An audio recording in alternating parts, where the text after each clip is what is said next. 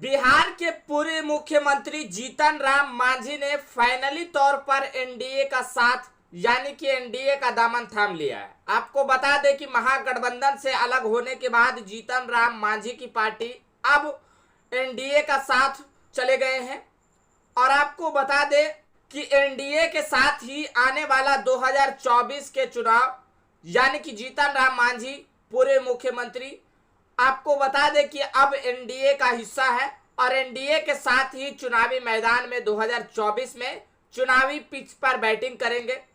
और यह देखना यह है कि इस बार के लोकसभा चुनाव में जीतन राम मांझी की पार्टी हमको लोकसभा चुनाव में कितने सीट एनडीए के तरफ से दिए जाते हैं, क्योंकि आपको बता दें कि पिछले बार की अगर हम बात कर ले तो पिछले बार जीतन राम मांझी की पार्टी एक भी सीटों पर जीतन राम मांझी की पार्टी हमने जीत दर्ज नहीं कर पाई। उसके साथ ही साथ आपको बता दें कि उपेंद्र कुशवाहा की पार्टी उस टाइम में थी 2019 के लोकसभा के चुनाव में। आपको बता दें कि उपेंद्र कुशवाहा की पार्टी राष्ट्रीय लोक समता पार्टी उस समय नाम था उपेंद्र कुशवाहा की पार्टी का नाम, और अब राष्ट्रीय लोक जनता दल है।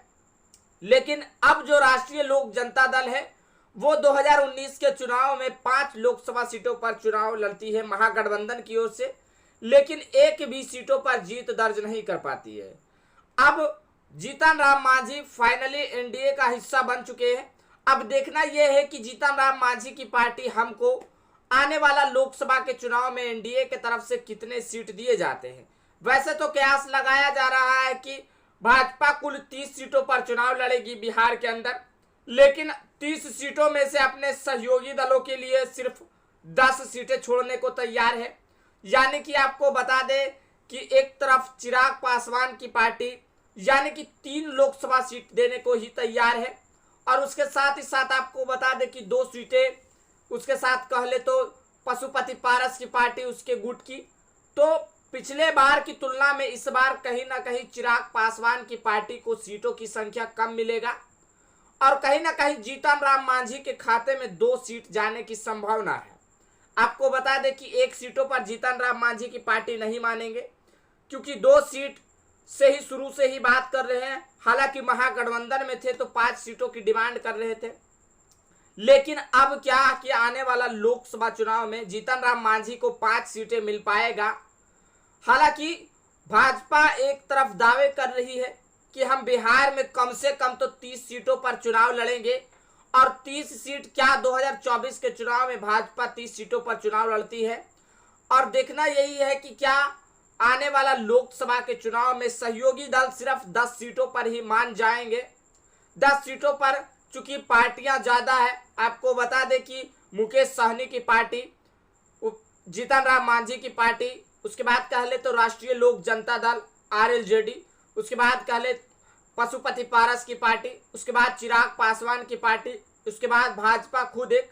तो लगभग मैं आपको बता दे कि 6 दल है और इन 6 दलों का गठबंधन है, और उसके बाद कहीं ना कहीं भाजपा की तरफ से एक दल और आएंगे। वो हम आपको 2024 के चुनाव से पहले बता देंगे कि कौन से नए दल का आगमन होने जा रहा है भाजपा के अंदर। और आपको बता चुके हैं कि जीतन राम मांझी की पार्टी हम एनडीए का हिस्सा फाइनली तौर पर बन चुके हैं और एनडीए के साथ आने वाला 2024 के चुनाव में चुनाव लड़ने जा रहे हैं। सब कुछ तय हो गया है, कितने सीटों पर चुनाव लड़ेंगे, कहां लड़ेंगे और किसको किसको टिकट देना है, यह सब कुछ जीतन राम मांझी की पार्टी हमने फाइनल करके दिल्ली में बैठक करके आए हैं, और केंद्रीय गृह मंत्री अमित शाह से भी मुलाकात करके आए हैं। और सब कुछ डील होने के बाद जीतन राम मांझी ने फाइनल कर दिया है कि अब हम एनडीए के साथ चुनाव लड़ेंगे। तो दोस्तों आज के लिए इतना ही। अगर इस वीडियो को यूट्यूब चैनल पर देख रहे हैं तो हमारे चैनल को सब्सक्राइब कर लीजिएगा। अगर इस वीडियो को फेसबुक पेज पर देख रहे हैं तो हमारे वीडियो को ज्यादा से ज्यादा शेयर कर दीजिएगा। कमेंट में अपनी प्रतिक्रिया जरूर दे। मिलते हैं अगली वीडियो में, तब तक के लिए जय हिंद, जय भारत।